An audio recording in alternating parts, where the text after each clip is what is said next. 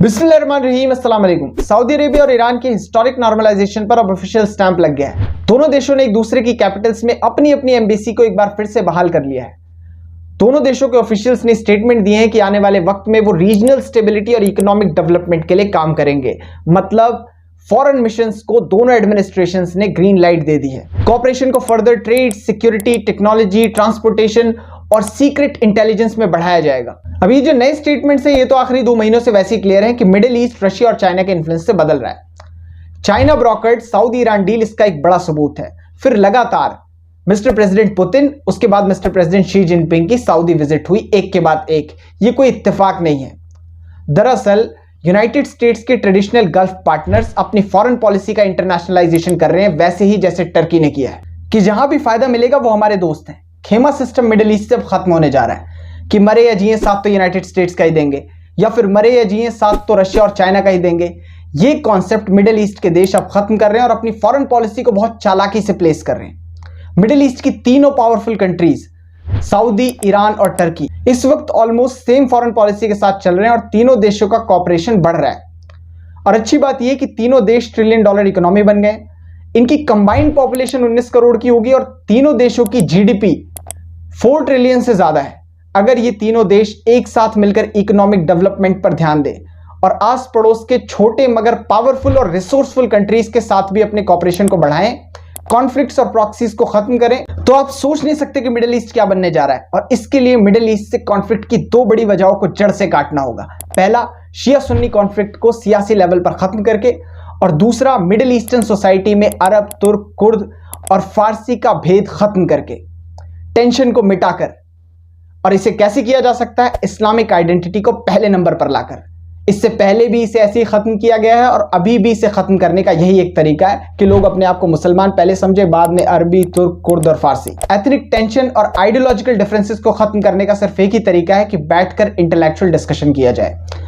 कुर्दों को ऑटोनॉमी मिलनी चाहिए, उनकी लैंग्वेज और एथनिक आइडेंटिटी जरूर सेफ होनी चाहिए, लेकिन उसके लिए मिडिल ईस्ट में डिस्कशन हो, बैठकर लोग बात करें। ऐसा नहीं कि यूनाइटेड स्टेट्स और वेस्टर्न नेशन साथ में मिलकर मिडिल ईस्ट के अंदर ग्रुप्स को फंडिंग करेंगे, फिर वो ग्रुप उठकर देशों को तोड़ने की बात करेगा और मिडिल ईस्ट के अंदर आग लगाएगा।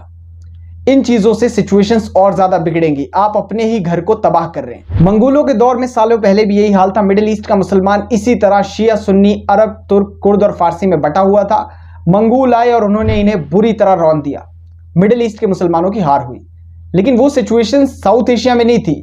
वहां जब वो सुल्तान अलाउद्दीन खिलजी के सामने आए तो इन्होंने मंगोलों को धूल चटा दी, क्योंकि यहां पर मुस्लिम्स बटे हुए नहीं थे। फिर जब वो मिस्र में गए तो ममलूकों ने उन्हें धूल चटा दी।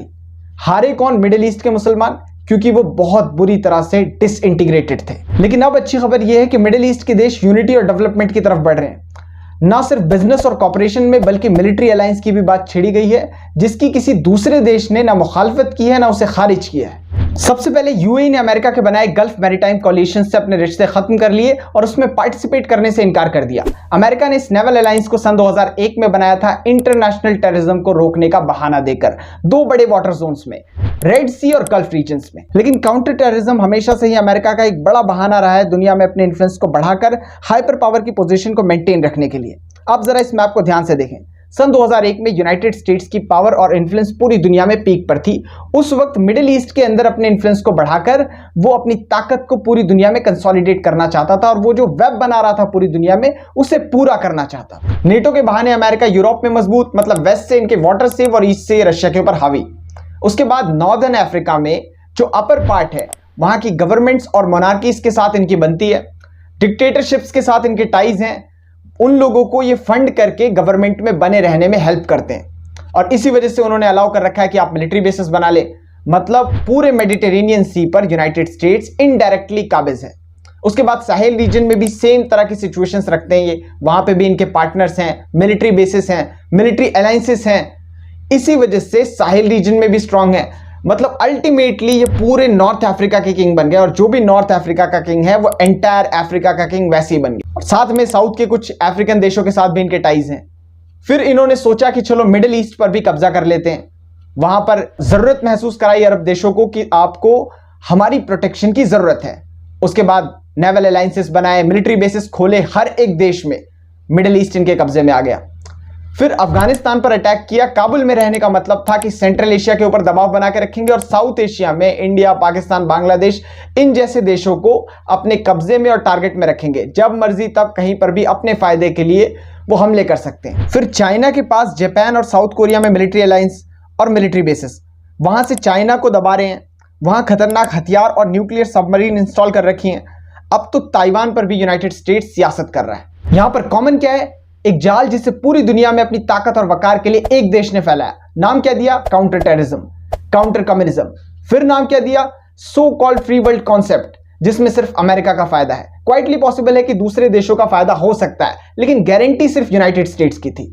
इसीलिए यूएई ने कहा कि आपके साथ इस अलायंस में रहकर हमारा कोई फायदा नहीं हो रहा, हमारा नुकसान हो रहा है। यूएई चाहे आपके साथ कितना भी कोऑपरेट कर ले, लेकिन हमारी मर्चेंट शिप्स को इंटरनेशनल वाटर्स में सीज कर दिया जाता है, उन पर हमले हो जाते हैं, लेकिन यूनाइटेड स्टेट्स कुछ नहीं कर पाता। तो हम अपना इवैल्यूएशन कर रहे हैं, लेखा जोखा कर रहे हैं। अगर हमें ऐसा महसूस होगा कि हमें इसमें रहने की कोई जरूरत नहीं है, तो हम इससे क्विट कर देंगे, लेकिन तब तक के लिए भी हम आपके साथ कोऑपरेट नहीं करेंगे। अब यूएई पूरे गल्फ की सबसे ज्यादा लिबरल कंट्री है। किसी भी लिबरल स्टेप को सबसे पहले गल्फ में यूएई लेता है, उसके बाद बाकी सारे देश उसे फॉलो करते हैं। इससे पहले जो पॉलिसीज थी, जिसे मिडिल ईस्ट में एक टर्न की तरह देखा गया, उस पॉलिसी में जो पहला पॉइंट था वो यही कि 2022 में रीअप्रोचमेंट किया यूएई ने ईरान के साथ। उसके बाद 2023 में उस सेम रीअप्रोचमेंट को या नॉर्मलाइजेशन को सऊदी अरेबिया ने फॉलो किया। मतलब आगे चल के सऊदी अरेबिया और बाकी सारी गल्फ स्टेट्स भी यूनाइटेड स्टेट्स का साथ छोड़ देंगी और ये नेवल अलायंस यहीं पर दम तोड़ देगा। और ये सब यूएई कर कब रहा है? जब दूसरी तरफ वो ईरान के साथ अपने रिलेशंस को मजबूत बना रहा है। मिडिल ईस्ट के देश कहीं ना कहीं इस बात को समझ गए हैं कि आपसी एकता में ज्यादा फायदा है। आपसी एकता से ही लॉन्ग टर्म स्टेबिलिटी और पीस को मिडिल ईस्ट में इंश्योर किया जा सकता है, ना कि आप 7 समुद्र पार वाली एक फौज को बुलाएंगे, उन्हें पे करेंगे और उनसे अपनी सिक्योरिटी को इंश्योर करवाएंगे। ये सिक्योरिटी गार्ड सिस्टम अब मिडिल ईस्ट को छोड़ना पड़ेगा और वो इसे छोड़ने के लिए काम कर रहे हैं। दूसरा बड़ा स्टेटमेंट है एक बड़े ईरानियन मिलिट्री जनरल की तरफ से। उन्होंने कहा कि आने वाले टाइम पर मिडिल ईस्ट के देश एक साथ मिलकर एक बड़ा नेवल कॉलिशन खड़ा करने वाले हैं, जिसमें Saudi, UAE, Qatar, Kuwait, Bahrain, Oman, Yemen सब होंगे। और ये सारे देश एक साथ मिलकर एक बड़े नेवल अलायंस को फॉर्म करेंगे, जिसमें फॉरेन इंटरवेंशन नहीं होगा। मतलब एक लोकल अलायंस, वो भी एक ऑफिशियल स्टेटमेंट में। और रिपोर्ट्स ये भी कह रही हैं कि चाइना इसे फॉर्म करने में हेल्प करेगा। जो चाइना सऊदी ईरान के बीच में नॉर्मलाइजेशन की डील करा सकता है, उसके लिए ये डील बहुत नॉर्मल है। 80% चांसेस है कि ये डील हो जाए और एक लोकल अलायंस फॉर्म हो।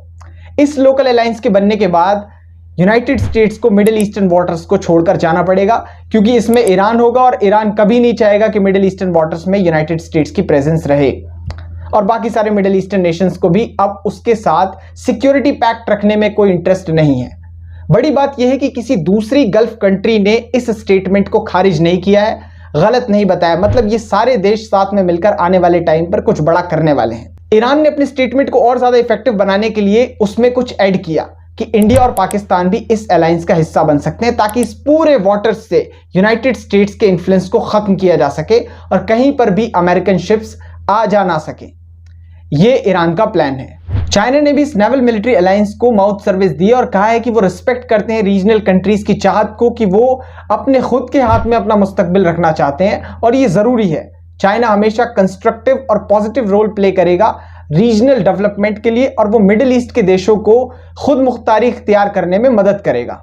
मतलब चाइना चाहता है कि यूनाइटेड स्टेट्स का वहां से सफाया हो जाए। उसे अब यूनाइटेड स्टेट्स को काउंटर करना धीरे धीरे आ रहा है। चाइना टोटली सिर्फ अपने फायदे के लिए काम कर रहा है। उसे पता है कि मिडिल ईस्ट में उसे अपना इन्फ्लुएंस बढ़ाना है, तभी वेस्टर्न इन्फ्लुएंस मिडिल ईस्ट से खत्म होगा। वो सिर्फ अपने लिए काम कर रहा है।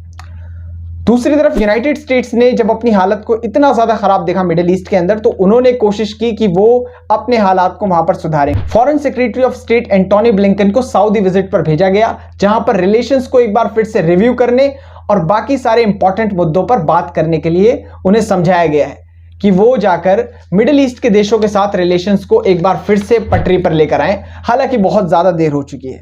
यूनाइटेड स्टेट्स ने ईरान के इस नेवल अलायंस वाले स्टेटमेंट की मजम्मत की है, जो वो सऊदी के साथ मिलकर बनाना चाहते हैं। यूनाइटेड स्टेट्स ने कहा कि यह स्टेटमेंट इलॉजिकल है, जिसमें कोई सेंस नहीं, क्योंकि मिडिल ईस्टर्न वाटर्स में अगर कोई परेशानी की सबसे बड़ी वजह है तो वो ईरान है। ईरान सारे मर्चेंट शिप्स को परेशान करता है, उन्हें उड़ा देता है, उन्हें सीज कर देता है। अगर मिडिल ईस्टर्न वाटर्स में कोई परेशानी खड़ी हुई है बीते सालों में, तो ईरान की वजह से खड़ी हुई है। और आप एक नेवल अलायंस बनाने की बात कर रहे हैं, लोगों के इंटरेस्ट को प्रोटेक्ट करने की बात कर रहे हैं। पहले आप अपना रवैया चेंज करो। लेकिन मिस्टर टिम हाउकिंस को, जो स्पोक्स पर्सन है यूनाइटेड स्टेट्स के, उन्हें यह क्लियर करना चाहिए कि आप मिडिल ईस्टर्न वाटर्स में क्या कर रहे हैं। वो जमीन आपकी है क्या? ईरान तो अपने पानी में है, अपने लोगों के इंटरेस्ट के लिए काम कर रहा है। आपने धमकियां दी, इंटरवेंशन किया, उसने जवाब दिया। एक सिंपल सवाल, क्या मिडिल ईस्ट के देश यूनाइटेड स्टेट्स के वाटर्स को प्रोटेक्शन दे सकते हैं? या मिडिल ईस्ट की कंट्रीज अपनी मिलिट्रीज को फ्रीली आपके पानी में घुमा सकती हैं? नहीं कर सकती और करना भी नहीं चाहिए। तो आप यहां क्या कर रहे हैं? यह बड़ा इंपॉर्टेंट सवाल है। डबल स्टैंडर्ड नहीं रखना चाहिए। एक तरह की पॉलिसी रखने का क्या मतलब है कि आज से 20 साल पहले जब मिडिल ईस्ट की कंट्रीज ने आपसे कहा कि आप आकर हमें प्रोटेक्शन दे, तो आपको बोलना चाहिए था, we are not going to intervene in the middle eastern waters. हम आपको प्रोटेक्शन देने नहीं जाएंगे क्योंकि हमारा वहां कोई हक नहीं बनता। फिर आज की डेट में आप किसी भी तरह के डायलॉग को चिपका सकते थे और कुछ भी बोल सकते थे। यह होता उस वक्त एक ताकतवर और रिस्पॉन्सिबल देश का रिएक्शन। वो तो इस वक्त एक रीजनल अलायंस की बात कर रहे हैं, मतलब वो सारे देश साथ में मिलकर काम करें, जिनकी जमीन है, जिनका समुद्र है, वो सब साथ में मिलेंगे और उसकी प्रोटेक्शन करेंगे। इसमें कैसे कोई सेंस नहीं है? ये कैसे इलॉजिकल हो सकता है? ये तो एक अच्छी शुरुआत होगी और यूनाइटेड स्टेट्स को अब इसमें इंटरवेंशन बंद करना चाहिए। अच्छा, ये ऐसा कर क्यों रहे हैं? क्योंकि ये ईरान का डर बोल रहा है। यूनाइटेड स्टेट्स और इसराइल ने जितनी भी कोशिशें की ईरान को बर्बाद करने की, उन सारे मंसूबों पर ईरानियन एडमिनिस्ट्रेशन ने पानी फेर दिया। ईरान ने इनके हर एक प्लान को फेल कर दिया। सबसे पहले इन्होंने कोशिश की कि ये ईरान की इकोनॉमी को बर्बाद कर दें और उसे एक डिफॉल्टर नेशन बना दें। बहुत सारे सैंक्शंस को ईरान के ऊपर इंपोज किया गया, ये सोच के कि यहां से ईरान बर्बाद हो जाएगा। लेकिन ईरान ने फौरन रशिया और चाइना के साथ दोस्ती की और अपनी इकोनॉमी को बैलेंस करना शुरू किया और डिपेंडेंसी को वेस्ट से हटाकर ईस्ट की तरफ डाल दिया। उसके बाद ईरान ने अपनी जरूरत महसूस करवाई यूरोपियन नेशंस को। फ्रांस और जर्मनी कई मुद्दों पर ईरान के साथ थे, वो यूनाइटेड स्टेट्स को सपोर्ट नहीं कर रहे थे। इसलिए उन्होंने बार बार कहा कि आपको न्यूक्लियर डील में एक बार फिर से ईरान के साथ आना चाहिए। वो यूनाइटेड स्टेट्स के ऊपर उस वक्त दबाव बना रहे थे। साथ में उसकी इकोनॉमी $2 ट्रिलियन की हो गई, नॉमिनल जीडीपी। उन्होंने कोशिश की कि वो अपनी इकोनॉमी को और मजबूत करें। हालांकि इकोनॉमी में प्रॉब्लम्स बहुत आई, लेकिन उसको दबाया नहीं जा सका, ना उसे डिफॉल्टर नेशन यूनाइटेड स्टेट्स बना पाया। दूसरा, ईरान के न्यूक्लियर प्रोग्राम्स को यूनाइटेड स्टेट्स ने बर्बाद करने की कोशिश की। इसराइल के साथ मिलकर कई हमले किए, लेकिन इस वक्त यूनाइटेड स्टेट्स के एक्सपर्ट्स और थिंक टैंक्स इस बात को एक्सेप्ट करते हैं कि 1% नुकसान भी ईरान के न्यूक्लियर प्रोग्राम्स पर नहीं लगा। उसने इतनी चालाकी से उन्हें प्लेस किया है। तीसरा, यूनाइटेड स्टेट्स को एक बार फिर से न्यूक्लियर टॉक्स में वापस आना पड़ेगा। इस वक्त भी यूनाइटेड स्टेट्स वापस आने की कोशिश कर रहा है, उसके लिए बातचीत चल रही है और कुछ ही दिनों में आप सुनेंगे कि ईरान के साथ न्यूक्लियर टॉक्स में यूनाइटेड स्टेट्स वापस आया है। फोर्थ, बार बार ईरान की मिलिट्री फैसिलिटीज पर इसराइल और यूनाइटेड स्टेट्स ने मिलकर हमला किया, लेकिन उसके बावजूद भी ईरानियन वेपन इंडस्ट्री पूरी दुनिया में नाम कमा रही है। रशियंस यूक्रेन के अंदर जो हथियार इस्तेमाल कर रहे हैं, उनमें से बहुत बड़े लेवल पर ईरान के हथियार हैं। मिस्टर प्रेसिडेंट पुतिन ईरान के हथियारों को प्रायोरिटी दे रहे हैं क्योंकि इनकी क्वालिटी काफी बेहतर है। इसका अंदाजा आप ऐसे भी लगा सकते हैं कि ईरान 90% के करीब अपने हथियार खुद बनाता है। अभी कुछ दिनों पहले ही उसने हाइपरसोनिक मिसाइल डेवलप कर ली है, मतलब वो दुनिया का चौथा देश बन गया है जिसके पास हाइपरसोनिक मिसाइल है, यूनाइटेड स्टेट्स, रशिया और चाइना के बाद। फिफ्थ, वो ईरान के अंदर एक सोशल क्रैकडाउन लाना चाहते थे, मतलब एक सिविल रेवोल्यूशन जिसके तहत करंट गवर्नमेंट सिस्टम को गिरा दिया जाए, लेकिन इसमें भी नाकामयाब रहे। अब यूनिवर्सिटीज के बाहर जो बच्चे प्रोटेस्ट कर रहे थे और वो चाहते हैं कि ईरान के अंदर डेमोक्रेसी आ जाए, उन्हें क्या लगता है यूनाइटेड स्टेट्स डेमोक्रेसी लाएगा? वो पहलवियों को तेहरान के अंदर इंस्टॉल करेगा जो इसराइल और यूनाइटेड स्टेट्स की गुलामी करेंगे। अभी वो क्या कर रहे हैं? इसराइल की विजिट कर रहे हैं। यूनाइटेड स्टेट्स ने उन्हें पाला हुआ है और वो कोशिश करेंगे कि इन्हीं लोगों को तेहरान में लाकर बैठा दिया जाए। अच्छा, जो लोग डेमोक्रेसी की बात कर रहे हैं वो ईरान की हिस्ट्री पढ़े। 1953 में डॉक्टर मुसद्दे की सरकार को किसने गिराया था? एक ट्रू डेमोक्रेट को यूनाइटेड स्टेट्स ने तेहरान के अंदर से हटाया और पहलवियों को दोबारा से इंस्टॉल किया ताकि एक गुलाम सरकार बैठाई जा सके, और एक बार फिर से ये गुलाम सरकार देंगे। सफाविदों के बाद ईरान के पास सबसे बेहतर ऑप्शन करंट गवर्नमेंट सिस्टम है। गहराई से सिक्योरिटी के नाम पर इन्होंने अरबों को भोंदू बनाने की कोशिश की और इतनी ताकतवर कौम को ईरान और तुर्की का डर दिखाकर बहुत पैसे कमाए। इन्होंने कहा कि ये सिविलाइजेशनली आपसे बहुत ज्यादा स्ट्रांग है और इसीलिए आज आगे हैं, आप कमजोर हैं, कबीलाई हैं, आपको हमारी सिक्योरिटी की जरूरत है। ये दोनों चालाक देश आपको खा जाएंगे अगर आप इस वक्त हमसे सिक्योरिटी नहीं लेते। और इसी छलावे में मिडिल ईस्ट से बहुत ज्यादा पैसा कमाया गया, उनके रिसोर्सेस को एक्सप्लॉइट किया गया कॉलोनियल चालों से। अरब सिविलाइजेशन नहीं थे, लेकिन आज से 1450 साल पहले। उसके बाद दुनिया में इतनी पावरफुल सिविलाइजेशन नहीं आई। एक कौम जिसकी सदारत सैयदुल अंबिया नबी करीम सल्लल्लाहु अलैहि वसल्लम खुद कर रहे थे, वो सिविलाइजेशन नहीं है। एक कौम जिसने स्पेन और मोरक्को से लेकर सिंध और पंजाब तक एक एडमिनिस्ट्रेशन बना दिया था, वो सिविलाइजेशन नहीं है। एक कौम जिसने बगदाद की लाइब्रेरी को फॉर्म किया, वो सिविलाइजेशन नहीं है। एक कौम जिसकी गोल्डन एज में यूरोप के अंदर साइंस का बहुत तेजी से डेवलपमेंट हुआ, वो सिविलाइजेशन नहीं है। वो अरब्स जिन्होंने रोमन्स और पर्शियंस को हराया, वर्ल्ड का most effective administrative system Islamic caliphate और शरिया लॉ दिया, वो सिविलाइजेशंस नहीं है। अब इस्लाम तो सिविलाइजेशन से बहुत ऊपर है। इस्लाम इंसानों की डिवीजन की बात ही नहीं करता। यह अल्लाह का कानून है जो दुनिया में पैदा हुए हर एक इंसान के ऊपर लागू होता है। ये सिर्फ अरबों का नहीं है। लेकिन ये लोग या वेस्ट में बैठे एक्सपर्ट्स आपको ऐसे ही आंकते हैं कि आप कौन हैं, कहां से आए हैं, आपने क्या किया है, आपके पूर्वज कौन थे, उन्होंने क्या किया है, कैसे आप एक कबीले से एथनिक ग्रुप बने, उसके बाद एक देश बने, और कैसे आपने डेवलपमेंट किया, आप वजूद में आए, और कैसे उसी बीच आपके बुजुर्गों ने दुनिया को एक नई सोच दी। एक कौम जिसने वर्ल्ड की हिस्ट्री पर इंपैक्ट डाल दिया, वो सिविलाइजेशन नहीं है। और ये चीजें अरबों को वेस्ट कन्विंस कराने में कामयाब रहा था। उसने बता दिया कि आप भोंदू हैं, बेकार हैं, कबीलाई हैं, कमजोर हैं, रेगिस्तानी हैं, और इन सारी चीजों को इन्होंने एक्सेप्ट किया और अपनी अगल बगल की कौमों से जिनसे कॉपरेशन रखना था उनसे दुश्मनी रख ली। यूएस अफगान वॉर में क्या हुआ? अफगानों के पास क्या था? लॉजिस्टिकल सपोर्ट नहीं, टेक्नोलॉजिकल सपोर्ट नहीं, फॉरेन फंडिंग नहीं, लेकिन उसके बावजूद भी वो यूनाइटेड स्टेट्स को ये बताने में कामयाब रहे कि who is the boss here. मैं मुसलमानों में बिल्कुल भी लड़ाई की बात नहीं कर रहा, और मिडिल ईस्ट के देश इस बात को समझ रहे हैं, इसलिए बदलाव आ रहा है और इसलिए यूनिटी एक बार फिर से लौट रही है।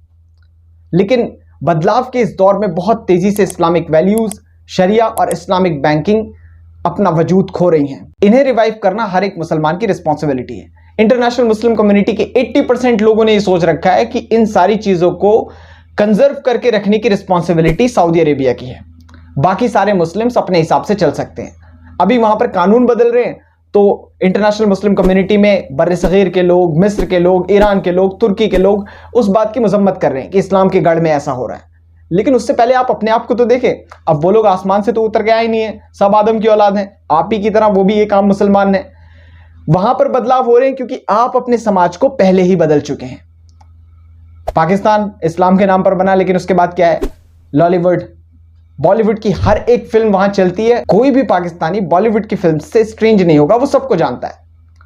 उसके बाद प्रोस्टिट्यूशन, एडल्ट्री, फॉर्निकेशन, जुआ, शराब, हर एक चीज वहां पर मौजूद है। फिर तुर्की में आप चले जाएं, सेम सिचुएशंस हैं। मिस्र में चले जाएं, ईरान के अंदर बहुत अच्छी फिल्म इंडस्ट्री है। वो सारी चीजें आपको इंटरनेशनली मिलेंगी। फर्क सिर्फ इतना है कि आप पहले बर्बाद थे, वो अब बर्बाद हो रहे हैं। मोहम्मद बिन सलमान के एडमिनिस्ट्रेशन को क्रिटिसाइज कौन कर सकता है? आज के लीडर्स, आज के 99% मुस्लिम लीडर्स इसको क्रिटिसाइज नहीं कर सकते, उन्हें इसे सराहना ही पड़ेगा। कौन कर सकता था? बाबा हजरत औरंगजेब आलमगीर रहमतुल्लाह अलैह का एडमिनिस्ट्रेशन, कि तुम जो इस वक्त पॉलिसीज लेकर चल रहे हो वो एंटी इस्लामिक है और वेस्ट के इन्फ्लुएंस से है। या फिर सुल्तान सलाहुद्दीन अय्यूबी रहमतुल्लाह अलैह का एडमिनिस्ट्रेशन, कि तुम इस वक्त जो पॉलिसीज लेकर चल रहे हो वो सारी पॉलिसीज इस्लाम के खिलाफ हैं। वो लोग कर सकते थे, आज के लीडर्स नहीं कर सकते।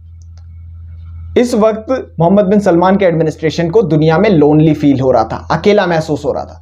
वो ये देख रहे थे कि बाकी सारे जो मुस्लिम देश हैं उनमें तो सारे लिबरल लॉस चल रहे हैं, प्रोस्टिट्यूशन है, एडल्ट्री है, फॉर्निकेशन है, जुआ है, शराब है, फिल्म इंडस्ट्री है, किसी तरह की कोई रोक टोक नहीं। उसके बाद चौड़ में अपने आप को मुसलमान भी बोल रहे हैं।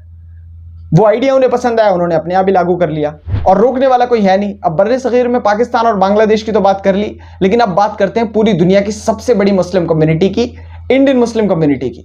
जब सऊदी अरब में लॉस बदल रहे थे तो इंडियन मुस्लिम कम्युनिटी को काफी ज्यादा तकलीफ हुई और मैं इस तकलीफ को समझ सकता हूं, बहुत बुरा लगता है। लेकिन जो जिंदगी आपको सऊदी अरब में ना पसंद है, जो कानून आपको सऊदी अरब में ना पसंद है, हिंदुस्तान का मुसलमान 80% मुसलमान उसी जिंदगी के साथ हिंदुस्तान में जी रहा है। क्यों नहीं आप अपनी सोसाइटी को कंजर्वेटिव बनाते? क्यों नहीं आप अपनी सोसाइटी को बाबा हजरत औरंगजेब आलमगीर रहमतुल्लाह अलैह की टेन्योर वाले लाइफस्टाइल बनाते हैं जो शरिया बेस्ड थी? ये सारे बदलाव की बात आप तब नहीं करेंगे अगर दिल्ली में बैठकर, काहिरा में बैठकर, अंकरा में बैठकर, तेहरान में बैठकर, ढाका में बैठकर, इस्लामाबाद में बैठकर आप अपनी सोसाइटी को कंजर्वेटिव बनाएंगे तो दुनिया की कोई भी ताकत मक्का के अंदर कानूनों को नहीं बदल सकती। उन्हें पता है कोई रोकने वाला नहीं है, इसलिए वो ऐसा कर रहे हैं। इस वीडियो में बस इतना था। वीडियो को शेयर करें। Thank you so much for joining us.